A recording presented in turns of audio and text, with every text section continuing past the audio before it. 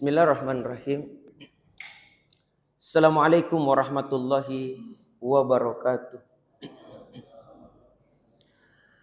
Alhamdulillah rabbil alamin wa bihi nasta'in ala umurid dunya waddin. Asyhadu an la ilaha illallah wahdahu la syarikalah wa asyhadu anna Muhammadan abduhu wa rasuluh, amma ba'd. Bapak-bapak, ibu-ibu, hadirin jamaah salat subuh rahimakumullah.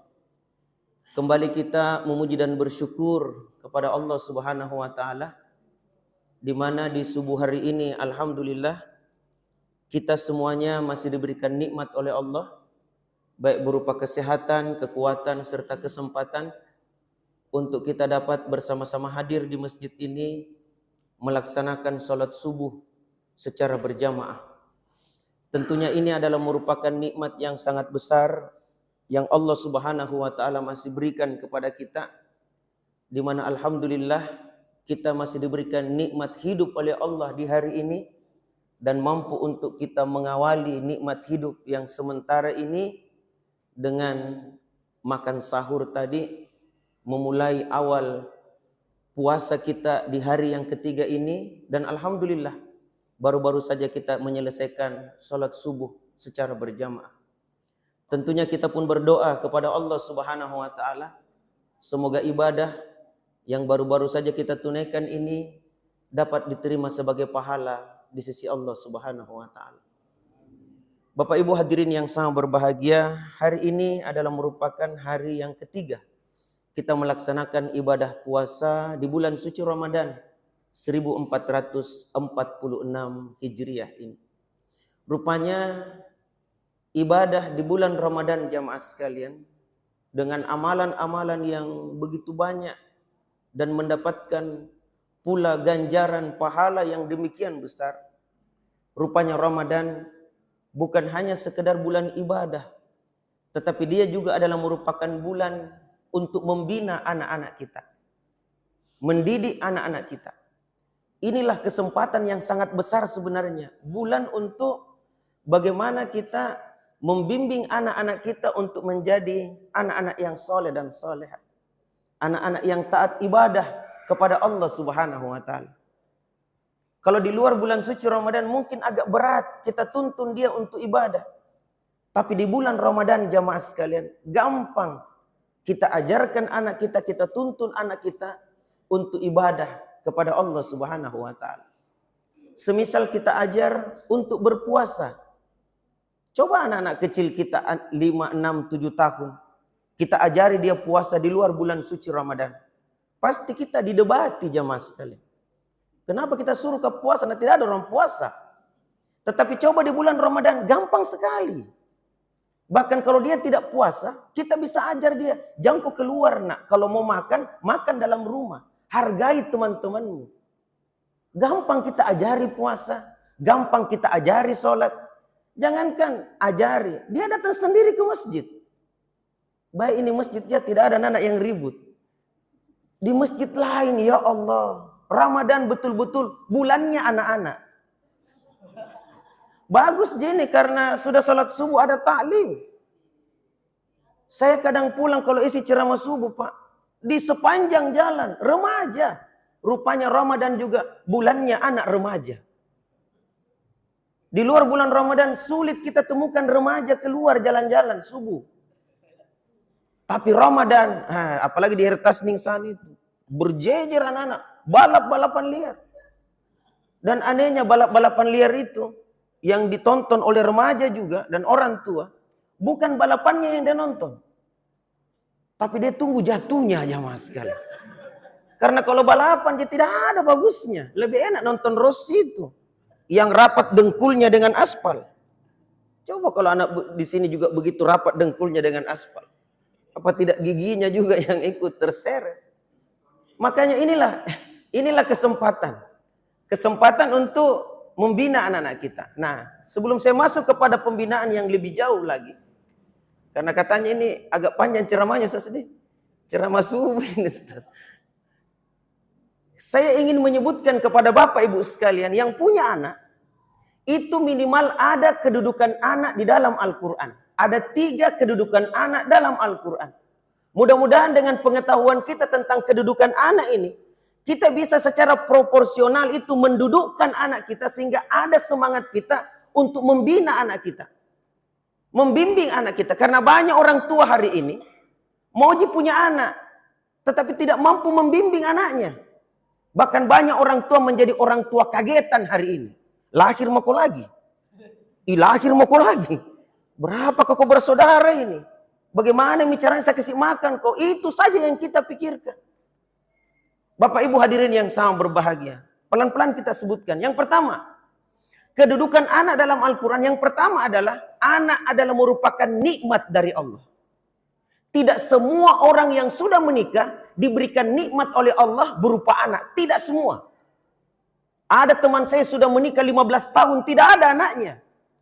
Kita baru 5 tahun menikah, 4 mianata. Kayak voucher isi ulang jamaah sekalian.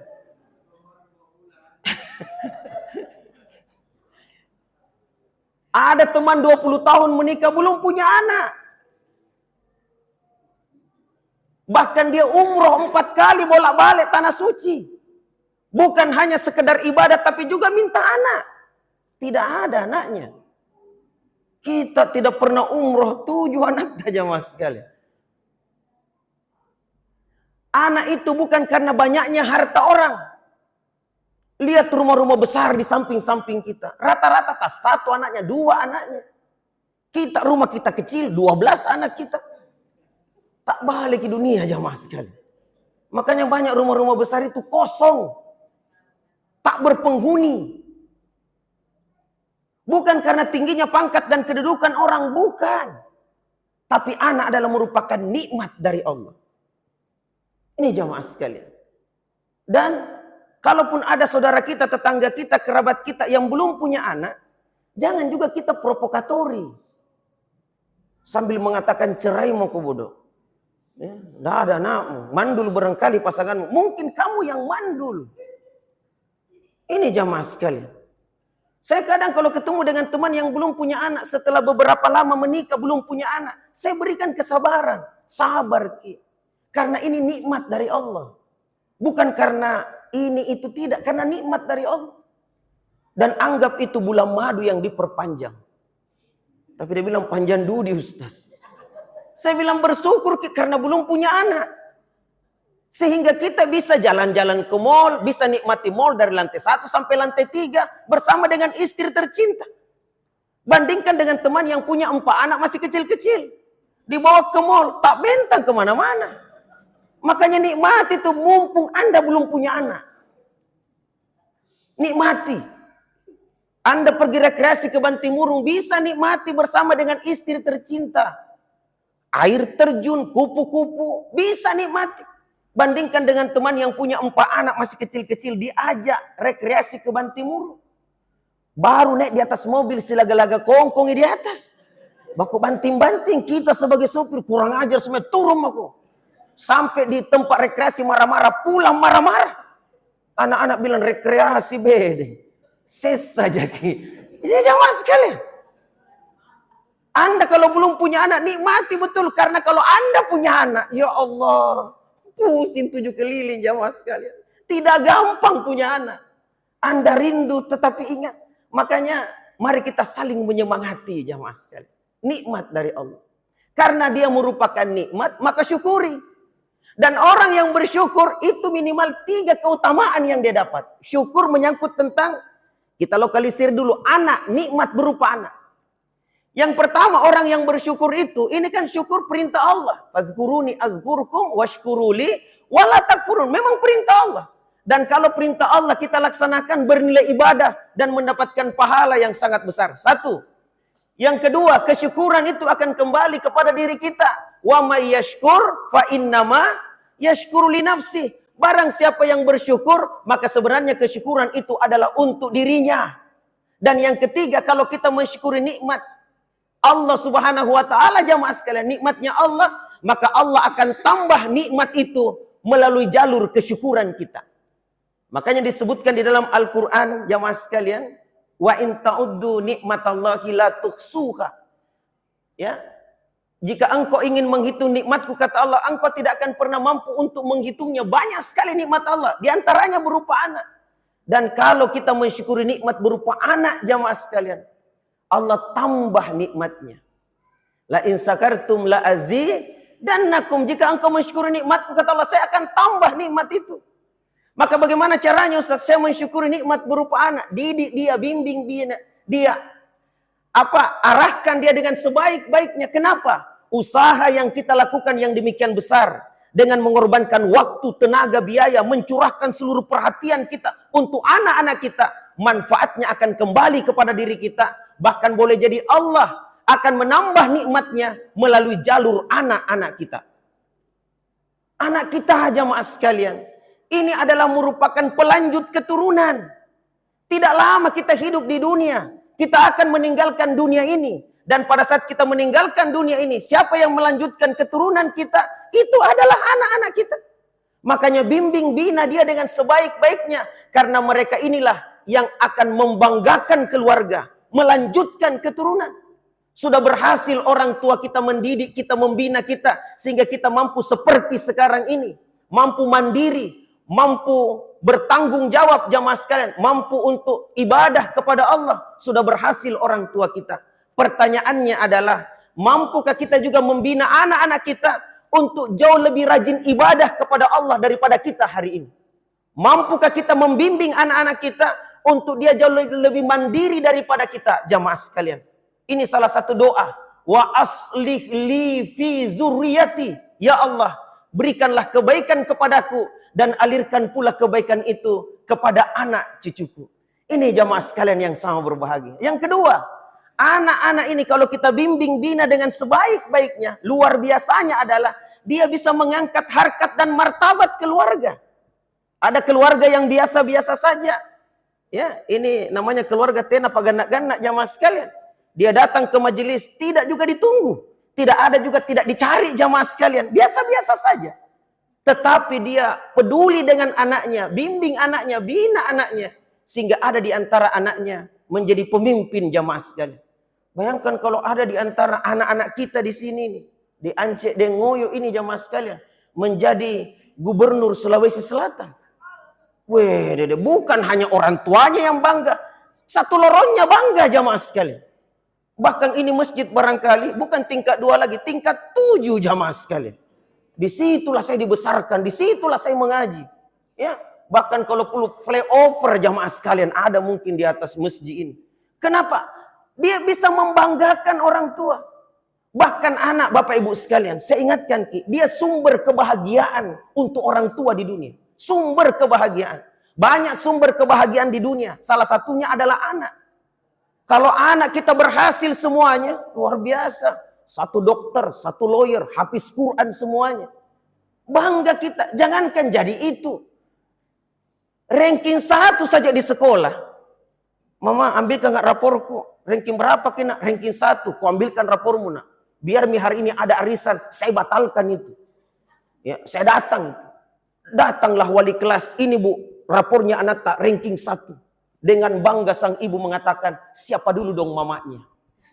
Padahal yang setengah mati belajar anaknya. Yang gembira adalah orang tuanya, jamaah sekalian. Tapi coba kalau 7 anak kita, 1 begal, 1 curanmor, 1 bandar narkoba. 1 hamil di luar nikah. Yang 1 DO dari kampus. Yang 1 SMP tukang bolos di sekolah. Itu kalau bolos anak siapa yang dipanggil? Orang tua. Siapa orang tuanya yang dipanggil? Bapaknya. Tapi yang disuruh datang mamanya, jamaah sekalian. Ini tuh bapak-bapak kan. Makanya saya bersyukur ini ketemu bapak-bapak hari ini, jamaah sekalian. Saya di masjid ini selalu ceramai mama-mama saja. Syukur saya dapat bapak-bapak di sini. Kita tanggung jawab, Pak. Di dalam Al-Quran kalau kita buka banyak sekali ayat yang menerangkan interaksi antara anak dengan bapaknya, bukan dengan mamanya. Hal ini menunjukkan pentingnya peran ayah. Tapi sebentar jamaah sekalian, kita lanjut lagi. Bapak Ibu hadirin yang sangat berbahagia, sumber kebahagiaan. Ya, itu kalau anak kita tadi itu begal curanmor, setiap ada dengan telepon selalu kita berpikir, polsek mana lagi yang telepon ini ke sini? Karena kalau bermasalah itu anak, siapa yang dicari? Orang tua. Makanya kalau kita ingin Bahagia jamaah sekalian. Tenang hidup kita. Usahalah semenjak kecil anak kita. Bimbing, bina, arahkan dia dengan baik. Dia bisa menjadi sumber kebahagiaan, tetapi dia juga bisa menjadi sumber kesengsaraan orang tua. Berapa banyak orang tua sengsara gara-gara anaknya. Ya. Kaya raya orang tuanya. Gara-gara anaknya, orang tuanya ikut-ikutan jamaah sekalian. Kasus-kasus yang sudah lewat kita lihat. Naik mobil mewah, nah pukul temannya. Anak bermasalah, orang tuanya yang dimasukkan penjara. Bahkan diusut hartanya sampai ke belakang. Padahal bukan bapaknya yang lakukan itu. Ini Bapak Ibu hadirin yang sangat berbahagia. Yang kedua, ini yang kedua yang kita ingatkan. Anak adalah merupakan amanah. Titipan sementara kepada kita yang nantinya akan dimintai pertanggungjawaban. Dimintai pertanggungjawaban. Amanah, dititip sementara. Jaga dia dengan baik. Bapak Ibu saya minta maaf. Kalau misalnya Pak Wali Kota mau berangkat ke Jerman. Kemudian dia titipkan kucing angoranya di rumah kita. Titip nak kucingku. Kira-kira apa yang kita lakukan untuk kucing itu? Kita jaga tidak? Kita rawat tidak? Kucingnya pembesar ini. Tidak akan mungkin kita bilang, keluar mau ke sana main sendiri. Cari mau ke makanan. Sama dengan kucing-kucing liar di luar itu. Enggak. Kita belikan kandang. Ya, kita belikan makanan. Kita rawat dia. Bahkan kalau perlu pedikur kukunya. Ya. Kemudian disampo. Pokoknya kita jaga dengan baik. Kenapa? Karena kita takut jangan sampai dia pulang. Justru dia yang punya itu, si empunya itu melihat kondisinya tidak sesegar dia bawa pertama kali. Kita jaga. Bahkan kita kasih makan. Bahkan boleh jadi makanannya jauh lebih mahal daripada makanan kita jamaah sekali. Saya pelihara kucing di rumah Pak, anak-anak pelihara kucing. Itu makanannya, ya Allah. Bikin pusing kepala Pak. Dulu itu kalau ada kucing kita makan, kucing lihat-lihati. Sekarang tak baliknya. Kucing yang makan kita yang lihat-lihati dia. Ini mahalnya. Beginilah mas sekali. Kalau dia pulang lihat kucingnya semakin besar, semakin gemuk, gembira dia. Tapi kalau kurus, kita dimintai tanggung jawab. Itu titipan dari orang yang berpengaruh. Ini titipan Allah Subhanahu wa taala langsung kepada kita. Bagaimana tidak kita menjaganya jamaah sekalian? Makanya ini amanah dari Allah. Ya ayyuhallazina amanu la takhunullaha wa rasulah wa takhunu amanatikum wa antum ta'lamun. Wahai orang-orang yang beriman, janganlah kalian mengkhianati Allah dan Rasulnya, dan juga janganlah kalian mengkhianati amanah-amanah yang diberikan kepada kalian sementara kalian mengetahui. Amanah dari Allah. Maka bagaimana wujud amanah ini? Allah berfirman, ya ayyuhallazina amanu ku anfusakum wa ahlikum nara. Itu saja jamaah sekalian. Wahai orang-orang yang beriman, pelihara atau jagalah diri kalian dan keluarga kalian dari azab api neraka. Kita jaga anak kita di dunia, tujuan utamanya adalah bukan hanya untuk selamat di dunia, tapi paling utama adalah selamat nanti di akhirat kelak. Agar supaya dia jauhkan dari azab api neraka. Bagaimana caranya? Kata para ulama, adibuhum wa'allimuhum. Cara amanah kita jalankan dengan baik. Ajarkan dia menyangkut tentang adab atau akhlak. Dan juga menyangkut tentang ilmu agama. Bapak Ibu, ajari anak kita agama. Mau jadi apapun dia ke depan, yang paling utama ajari agama. Saya berikan contoh Bapak Ibu sekalian. Kita alhamdulillah Ramadan ini rajin mengaji. Kenapa kita bisa mengaji? Karena kita pernah belajar di waktu kecil. Pernah atau tidak belajar mengaji Pak di waktu kecil? Pernah Ustaz. Terpakai tidak sampai hari ini? Terpakai. Pernah tidak kita belajar sholat waktu kita masih kecil? Pernah Ustaz. Terpakai tidak hari ini? Terpakai. Pernah tidak kita belajar waktu kecil bagaimana etika makan, adab makan, makan dengan tangan kanan, minum dengan tangan kanan? Terpakai tidak sampai hari ini? Terpakai. Bandingkan dengan ilmu umum. Saya guru matematika di sekolah. Ya, pernah kita belajar Pak, teorema Pitagoras. C kuadrat sama dengan A kuadrat tambah B kuadrat. Atau C sama dengan akar A kuadrat tambah B kuadrat, sisi miring. Pernah Ustaz. Terpakai tidak sekarang? Bahkan kita berapa kali dihukum gara-gara itu. Tidak terpakai sekarang jamaah sekalian. Kecuali memang yang punya jurusan itu. Pernah kita belajar trigonometri, sin, cos, tangan. Sini dong ke cos, aku kangen. Ya, sin 30, cos 90, pernah Ki? Dengan gaya itu, gelombangnya. Ya. Pernah Ustaz. Terpakai tidak sekarang? Tidak sama sekali. Ya Allah, saya kadang bilang, ilmu umum itu penting. Tetapi ilmu agama itu jauh lebih penting. Artinya apa? Jadi apapun ke depan anak-anak kita, mau jadi dokter, dia tetap sholat. Mau jadi lawyer, dia tetap puasa di bulan Ramadan. Mau jadi profesor sekalipun, dia tetap ibadah kepada Allah. Mau jadi apapun. Makanya letakkan dasar ini dengan kuat, kemudian bangun juga di atasnya ilmu yang menyangkut tentang kehidupan mereka di masa yang akan datang.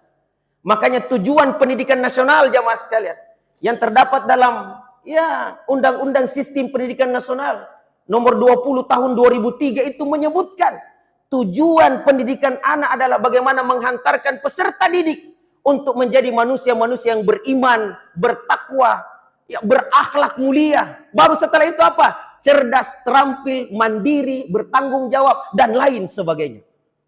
Maka tanamkan ini jamaah sekalian. Mumpung anak-anak kita masih mampu untuk kita bina. Karena suatu ketika nanti tidak mampu lagi kita kuasai. Kalau dia masih kecil, masih mampu. Inilah tanggung jawab amanah yang dititipkan kepada kita untuk kita jaga dengan baik. Yang ketiga jamaah sekalian, kedudukan anak adalah ujian dari Allah. Tadi nikmat, al-malu wal banun zinatul hayatid dunia. Harta dan anak-anak adalah merupakan perhiasan kehidupan di dunia. Tapi bukan hanya perhiasan saja, dia juga ujian. Wa'lamu annama amwalukum wa auladukum fitnah. Ketahuilah bahwa sesungguhnya hartamu dan anak-anakmu adalah merupakan ujian bagimu. Jadi Bapak Ibu, kalau anak-anak kita agak nakal sedikit, langsung kita panggil, sini kona. Baru kita bilang, maha benar firman-Mu ya Allah. Ujian betul ini, ujian betul. Pakai balik-balik ini. Ya begitulah anak-anak jamaah sekalian. Guru-guru di sekolah, dosen-dosen, kalau melihat itu, langsung ada semacam kesiapan mental kita menghadapi mereka. Kenapa? Karena memang ujian. Ujian dari Allah Subhanahu wa Ta'ala. Dan ingat Bapak Ibu sekalian, anak-anak kita ini kan generasi masa depan. Generasi masa depan. Kalau kita lihat, ini syukur ya di masjid ini, Masya Allah, anak-anak kita tidak ada main-main Pak. Karena memang tidak ada anak-anak di sini. Mana semua ya? Saya kadang bilang ya di masjid, kalau ada anak-anak kesian datang ke masjid, lantas main-main, jangan usir pulang. Karena dia itu anak pewaris resmi masjid ini. Pewaris resmi. Tidak lama jadi memang masa anak-anak masa main-main. Tinggal kita atur, arahkan. Jangan usir pulang. Karena kalau kita usir pulang, mau terek ngasem aku. Itu anak-anak bingung. Di rumah disuruh ke masjid. Di masjid diusir pulang. Lebek di luar masjid main-main. Kalau dalam masjid main-main diusir Ki. Kalau luar masjid siapa mau usir Kak? Pas keluar, woi sana kok. Pak, bukan di masjid ini. Sama dengan anak-anak. Jangan kau bicara kotor. Bulan puasa. Dia bilang apa? Nggak puasa Kak. Bukan berarti tidak puasa. Bebas kayak bicara kotor. Tidak begitu mainnya bos. Ini jamaah sekalian. Jangan kekesian. Kenapa pewaris resmi masjid ini? Dan tidak lama jadi main-main. Tidak lama. Saya punya anak. Waktu usia 5 tahun. Lewat odong-odong. Saya bilang, apa odong-odong? Saya bilang, panggil Kina. Dipanggil di ujung lorong. Datang 3 kali putar, gembira dia. Sekarang semester 8 mahasiswa. Lewat odong-odong jamaah sekalian. Saya bilang, tahan nak. 10 kali putar nak, ku bayar.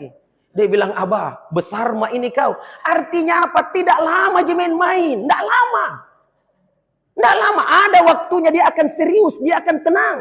Ingat Bapak Ibu sekalian. Hari ini kita sholat di shaf pertama. Sehingga orang-orang tua semuanya di belakang kau anak-anak. Jangan kau di depan.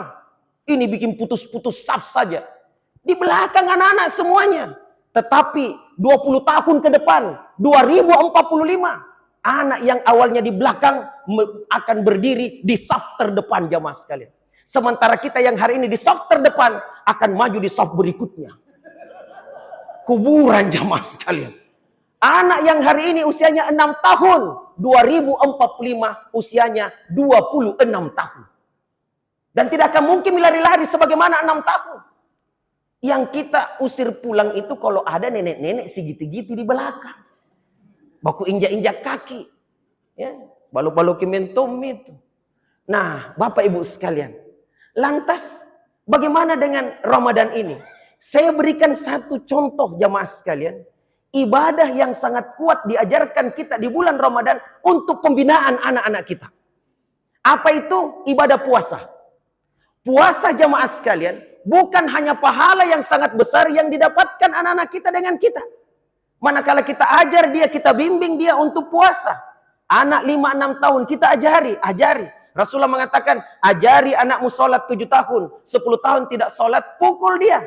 Ajari dulu, termasuk puasa, termasuk ibadah, baca Quran dan lain sebagainya. Ajari dulu, jangan jadi tukang pukul. Ya, sedikit-sedikit dipukul anak-anak. Andaikan dia tahu hadis ini, jangan dipukul Kak Mama. Baru Kak 8 tahun. Ajari dulu. Nanti pas 10 tahun, ya pukul lah. Ya. Ini jamaah sekalian. Ajari jamaah sekalian. Pahala ibadah kepada Allah. Saya tidak ambil sisi itu. Saya tidak ambil sisi amalnya, pahalanya.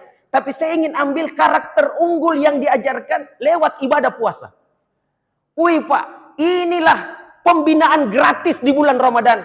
Untuk karakter anak-anak kita unggul. Pendidikan karakter yang kuat. Inilah di bulan Ramadan. Salah satunya adalah ibadah puasa. Apa karakter unggulnya? Yang pertama adalah puasa mengajarkan anak kita bahkan diri kita untuk menjadi anak yang disiplin. Disiplin adalah merupakan syarat kesuksesan. Diajari anak-anak kita disiplin. Anak-anak yang balas bangun tidur jamaah sekalian. Setengah mati kita kasih bangun jam 6, jam 7 untuk pergi sekolah. Tiba datang Ramadan. Dia harus bangun jam 3 subuh, setengah 4. Untuk apa? Makan sahur jamaah sekalian. Bahkan tidak usah kita kasih bangun. Dia kasih bangun kita. Kenapa? Ingin main-main di masjid. Ya, itu disiplin bangun. Disiplin buka puasa. Bahkan buka puasa jauh lebih disiplin jamaah sekalian. Baru jam 4 sore ada di masjid. Siap untuk buka puasa. Bukan hanya anak-anak, kita juga orang tua disiplin sekali. Jadi satu-satunya disiplin di dunia jamaah sekalian. Yang kalau kita ingin melihat kaum muslimin disiplin, lihatlah dibuka puasa jamaah sekalian. Tidak ada yang ketinggalan Pak. Semuanya siap. Siap di hadapan takjil di depannya. Disiplin mengaji. Disiplin sholat. Disiplin ibadah. Disiplin. Satu. Diajari anak kita untuk disiplin. Di luar Ramadan susah kita dapatkan. Bahkan ada teori pembiasaan yang menyebutkan kalau kita sudah terbiasa dengan kebaikan selama 21 hari, maka kita akan terbiasa dengan kebaikan itu sepanjang hidup kita. Cuma inilah Indonesia. Welcome to Indonesia.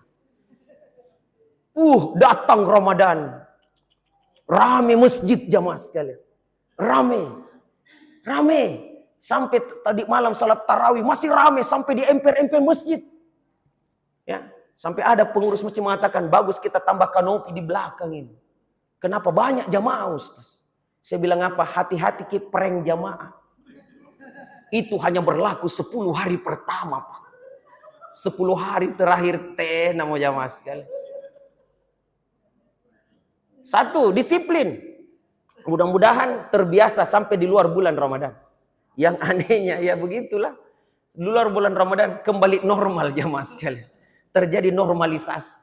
Yang kedua, ini yang kedua yang penting. Apa itu?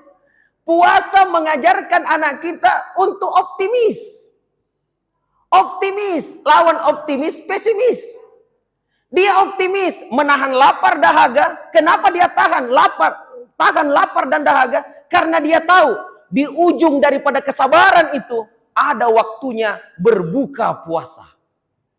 Dan nikmatnya berbuka puasa Bapak Ibu sekalian. Rasulullah bersabda, "Lis-shaim farhatan. Farhatun indal fitr wa farhatun indal liqa'i rabbi." Untuk orang yang puasa ada 2 kenikmatan yang dia peroleh. Satu kenikmatan cash di dunia dan satunya nanti ditunggu di akhirat. Apa cash di dunia? Kenikmatan yang didapatkan untuk orang yang puasa, kenikmatan pada saat berbuka puasa. Nikmat. 2 hari kita rasakan Bapak Ibu sekalian. Anak kita sedang puasa. Jam 12 sudah gemetar badannya. Jam 3 sudah putih bibirnya. Kita bilang buka mau kona. Jam 4 sudah hampir mati. Nanti mati kona. Dia bilang itu anak, mama tidak ada katanya ustaz orang mati gara-gara puasa. Setengah mati ada. Ini saya ini. Buka mau kona. Nanti kok mati nak. Nanti diimpus kok. Dia bilang anak-anak, mama andaikan kita suruh buka puasa jam 7 pagi tadi oke lah. Ini jam 4 sore kesel lagi 2 jam. Sabar kipen anak di, sabar jam 5, setengah 6, jam 6. Itu anak-anak, itu gelas itu sudah ada di bibirnya jamaah sekalian. Weh, hitung mundur nak, 5, 4, 3, 2, 1. Nikmatnya buka puasa. Nikmat. Ya, saya pernah isi pengajian menjelang buka puasa. Saya berhenti ceramah sambil kita menunggu detik-detik waktu buka. Pada saat buka puasa belumlah air itu diteguk, tiba-tiba ada mahasiswa memekikkan kalimat merdeka. Saya kagetlah dengan teman-teman, kok ada apa hubungannya buka puasa dengan merdeka? Setelah sholat maghrib saya dekati itu anak muda, gondrong-gondrong rambutnya Pak, mungkin anak mapala barangkali ya gitu ya. Saya tanya, kenapa dek kau bilang merdeka? Dia bilang apa? Ustaz. Dengan gembira dia sampaikan, Ustaz, baru kali ini saya berhasil puasa. Saya bilang luar biasa. Andaikan bukan karena pengajian himpunan Ustaz, tidak mungkin saya puasa lagi. Saya teringat hadis Rasulullah ini, nikmatnya berbuka puasa. Saya bilang dengan adik itu, dek, andaikan dari dulu mau ke puasa, dari dulu mau ke merdeka. Sayangnya baru 1 kali. Dan kita rasakan nikmatnya selama berapa lama? Selama 1 bulan jamaah sekalian. Nikmatnya berbuka puasa. Ini mengajarkan untuk mendapatkan buka puasa nak harus bersusah-susah dulu. Tidak langsung buka nak, harus menahan hawa nafsu. Sama dengan kalau kita ingin mendapatkan pekerjaan yang bagus di masa depan, jadi pemimpin di masa depan, banyak yang harus kita tahan. Kita tahan waktu kita untuk tidak main-main, untuk belajar, untuk menghafal dan lain sebagainya. Siapa yang bersusah-susah di masa mudanya, maka di masa tuanya dia akan rasakan nikmatnya pensiun. Tapi siapa yang berleha-leha di masa mudanya, bermain-main di masa mudanya, maka di masa tuanya dia akan dipaksa untuk bekerja. Siapa suruh kok? Santai-santai mah kok, nah santak kok. Ini anak-anak saya bilang bolos kok bolos. Kok bolos? Apa bolos ini? Ya, mau kok jadi apa ke depan? Nak? Sedangkan orang yang rajin ke sekolah saja belum tentu sukses. Apalagi macam kamu. Susah-susah dulu. Mau masuk surga tidak pernah sembahyang. Surganya siapa? Ini jamaah sekalian sangat berbahagia. Jadi diajarkan optimis. Di ujung daripada kesabaran kita ada waktunya berbuka puasa. Anak-anak mudaku yang belum menikah, jangan khawatir. Ada puasa. Kata Rasulullah, ya ma'syarasy syabab, wahai para pemuda, mana kalian sudah sanggup untuk menikah, maka menikahlah. Karena dengan menikah, menahan pandangan mata dan memelihara kemaluan. Tapi kalau belum sanggup menikah, maka berpuasalah. Karena puasa akan menjadi perisai bagimu. Kenapa? Nikah dengan puasa dekat sekali. Pemuda dengan puasa dekat sekali. Bayangkan dia tahan. Kita saja puasa menahan lapar, dahaga, dan hasrat dengan istri. Dari terbit fajar sampai terbenam matahari, setengah mati. Ini dia tahan hasratnya 27 tahun jamaah sekali. Lamanya Pak. Makanya kalau dia menikah, berikan penghargaan. Doakan dia. Barakallahu laka. Wa baraka alaika. Doakan keberkahan. Dan tambah dengan kalimat yang kedua. Selamat berbuka puasa. 27 tahun Pak ditunggu ini kau. Ini kita. Ya Allah. Bapak Ibu hadirin. Yang ketiga. Yang ketiga adalah. Rupanya puasa mengajarkan kita kejujuran. Jujur. Jadi kalau kita ingin pegawai kita, ini kan ada istilah itu di depan-depan kantor. Pegawai yang berintegritas, profesional. Semuanya tidak ada artinya jamaah sekalian kalau tidak ada kejujuran di dalamnya. Dan jujur diajarkan kita lewat ibadah puasa. Saya tanya siswa saya, puasa kau nak puasa Pak Askar? Tidak bucok Joko, buka coko-coko. Dia bilang tidak. Saya bilang kenapa kau tidak mau buka coko-coko? Nah ada kesempatanmu. Kau ambil makanan, ambil minuman, masuk dalam kamar, kunci pintu, kunci jendela, kau makan dan minum di situ sampai kenyang. Setelah itu kau keluar dari kamar, pura-pura loyo. Lewat mamamu, luar biasa puasanya anakku. Sampai keluar keringat dinginnya. Dalam hatinya itu anak apa keringat dingin, keringat panas ini 2 piring tadi masuk. Tapi kenapa kau tidak mau lakukan itu nak? Kenapa? Nak ada kesempatanmu. Atau sebentar kau mau sholat duhur ambil air wudhu, kumur-kumur 3 kali. Siapa yang tahu kalau 2 yang masuk, 1 yang keluar. Atau katakanlah 3-3-nya masuk. Guru di samping juga ambil air wudhu, lihat di samping, imani ten 3 nak. Dia bilang, tak laciki masuk pak. Batal puasa nak, apa anak batal sedikit je. Tapi kenapa kau tidak mau lakukan nak? Dengan yakin dia bilang siswa saya, kenapa saya tidak bisa lakukan pasca? Karena ada Allah yang melihat. Ini kalau ada pengawasan seperti ini. Saya waktu jalan ke masjid ini, saya dengarkan tadi ayat yang diputar ya. Atau ada yang mengaji tadi itu, kaset itu. Wih, kaset yang dapat pahala pak. Saya di ujung jalan saya dengarkan itu. Inna rabbaka labil mirsad. Sesungguhnya Tuhanmu itu maha mengawasi. Itu kalau ada perasaan ini Pak dalam diri kita. Ya Allah, KPK ditutup saja. Karena tidak ada korupsi. Kenapa? Inna rabbaka labil mirsad. Sesungguhnya Tuhanmu itu maha mengawasi. Tidak ada korupsi.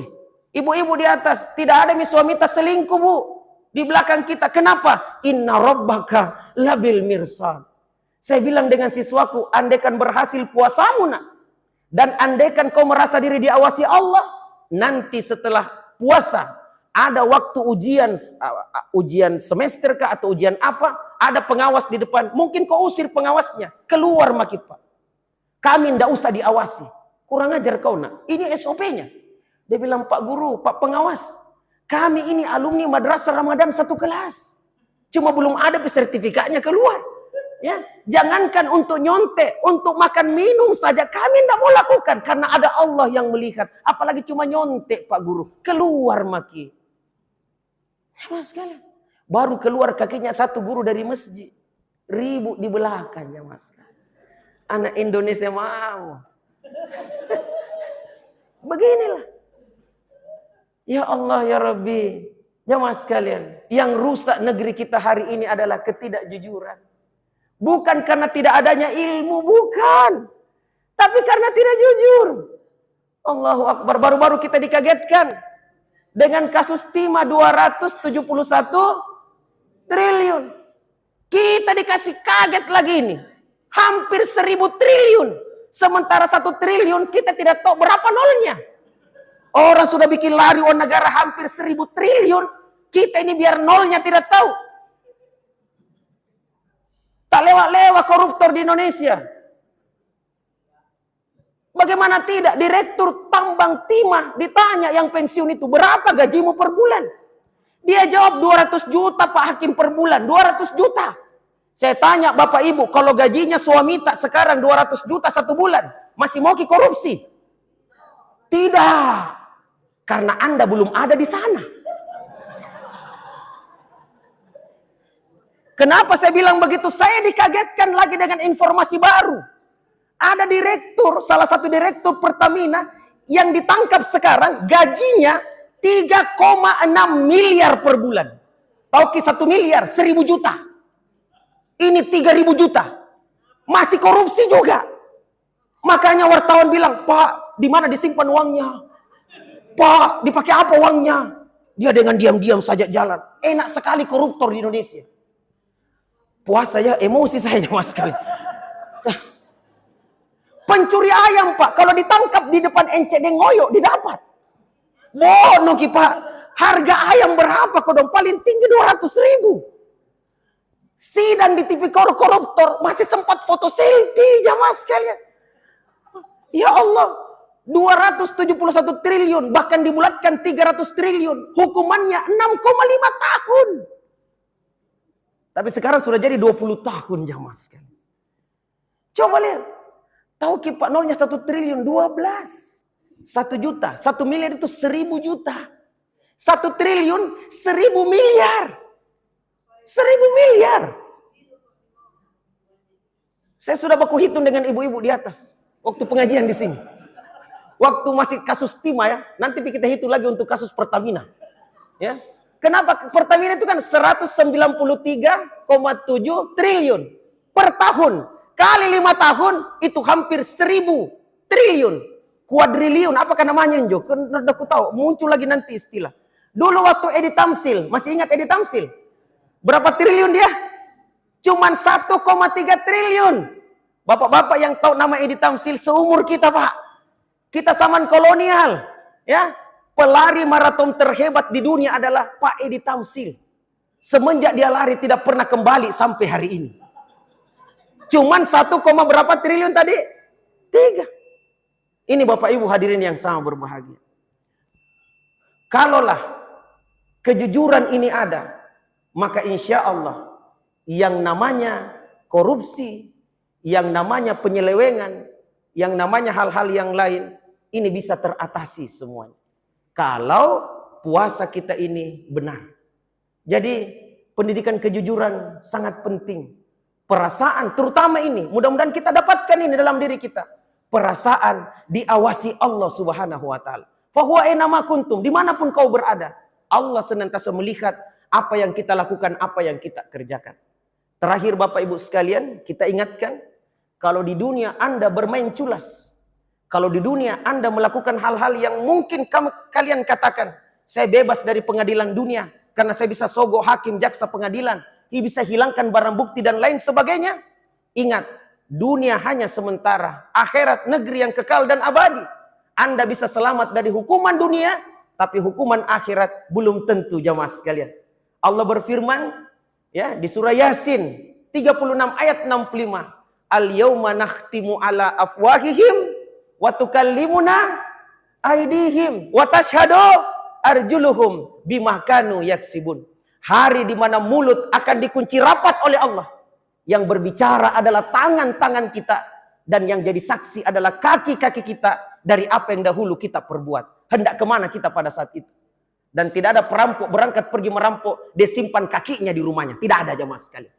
Kaki jadi saksi, tangan bicara, mulut dikunci rapat. Mudah-mudahanlah jamaah sekalian, puasa Ramadan dapat membina diri kita bersama dengan keluarga kita dan anak-anak kita untuk semakin beriman dan bertakwa kepada Allah. Dan semoga karakter-karakter unggul itu bisa terwujud dan tercipta lewat ibadah yang dilakukan di bulan suci Ramadan ini. Hadanallahu wa yakum ajmain. Assalamualaikum warahmatullahi wabarakatuh. Baik para jamaah sekalian yang dirahmati Allah Subhanahu wa taala. Demikian tadi ceramah oleh Ustaz. Mungkin ada pertanyaan dari ibu atau dari bapak-bapak.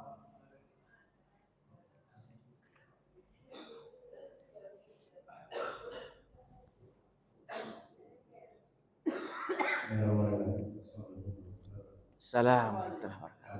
Baik. Seberapa besar doa orang tua? Doa. Ya. Saya jawab langsung. Jadi begini Pak. Dari pelajaran parenting yang saya pelajari, saya bisa mengambil kesimpulan. Bapak tanya doa ya. Ya. Dari pelajaran parenting, rupanya inti daripada parenting, inti daripada ilmu pembinaan anak, intinya adalah doa. Jadi ujung daripada semuanya itu adalah doa kepada Allah Subhanahu wa taala. Artinya kita orang tua Pak hanya mampu untuk berusaha, tetapi yang menentukan segala-galanya adalah Allah Subhanahu wa taala. Dan ini sudah ada contohnya. Sudah ada sudah ada contoh ya. Karena ada anak nabi itu memang menjadi anak yang soleh seperti Nabi Ismail ya. Bapaknya kan Nabi Ibrahim, Nabi Yakub dengan anaknya Yusuf. Tapi ada juga anak yang menyimpang, anak Nabi. Nabi Nuh, siapa namanya anaknya itu? Kan'an. Itu kan juga menyimpang, Pak. Artinya nanti di akhirat kita mampu untuk bertanggung jawab. Saya sudah ajar anakku ya Allah. Jalan yang benar. Tetapi sayang, lau salai. Jalan salah yang dia tempuh. Tapi saya sudah berusaha. Kita sudah bebas Pak dari pertanggungjawaban. Yang masalah adalah kalau tidak ada usaha kita biarkan lingkungan untuk membinanya. Makanya bukan hanya sekedar ilmu parenting, bagaimana kita mendidik dia untuk puasa, apa semuanya, sholat dan seterusnya, berakhlak yang benar, tapi tambah dia Pak. Dan utamakan itu adalah doa kepada Allah Subhanahu wa taala. Bayangkan Nabi Ibrahim alaihissalam itu berdoa kepada Allah bukan hanya untuk dirinya tapi juga untuk keturunannya. Dan ini doa terdapat dalam Quran surah Ibrahim 14 ayat yang ke-40 Pak. Ini doa kalau anak kita malas sembayang, bantu dengan doa ini. Apa itu? Rabbi ja'alni muqimas shalah wa min zurriyati rabbana wa taqabbal doa. Ya Tuhanku, jadikanlah aku beserta dengan anak cucuku orang-orang yang senantiasa mendirikan sholat. Jadi bantu dengan doa. Doa kepada Allah. Ya Allah, tunjukilah jalan lurus anakku. Berikanlah hidayah, ya mudahkanlah ibadah kepada Allah. Kita bapak, kita ibu, doa kepada Allah. Bantu anak kita untuk senantiasa. Sebelum lahir kita doa. Rabbi habli minas salihin. Berikanlah kami keturunan yang soleh. Lahir juga dia, doakan kebaikan anak-anak kita. Apalagi ini di bulan Ramadan Pak. Ada doa yang sangat makbul. Yang tidak tertolak bagi orang yang puasa adalah doa menjelang buka puasa. Berdoa Ki. Jangan Ki hanya hitung kue di depan Pak. Doa Ki. Doa kepada Allah. Ibu-ibu di atas. Itu anak-anak kalau sore-sore menjelang buka puasa pakai balik-balik si jamaah sekali. Maka janganlah doakan keburukan anak kita. Doakan kebaikan. Kita ayah, bunda, doakan kebaikan anak-anak kita. Mudah-mudahan dengan doa-doa yang kita panjatkan, kehariban Allah Subhanahu wa taala ini yang akan menuntun anak-anak kita kepada kebaikan. Allah menitipkan kita anak, berarti anak itu milik Allah. Kita mohon kepada Allah sang pemiliknya untuk meluruskan hati dan pemikiran anak kita untuk menjadi manusia-manusia yang beriman dan bertakwa kepada Allah. Mungkin itu Pak yang saya bisa jawab. Itu kekuatan doa daripada orang tua. Ada lagi? Kayaknya tidak ada Ustaz. Sekarang ibu-ibu di atas. Ya, sudah ada. Ya, baik, mungkin cukup sekian dulu pertemuan kita untuk subuh hari ini. Semoga apa yang tadi disampaikan oleh Ustaz bisa kita pahami dengan baik. Untuk kita terapkan pada anak kita masing-masing. Kita tutup dengan baca doa majelis. Assalamualaikum warahmatullahi wabarakatuh.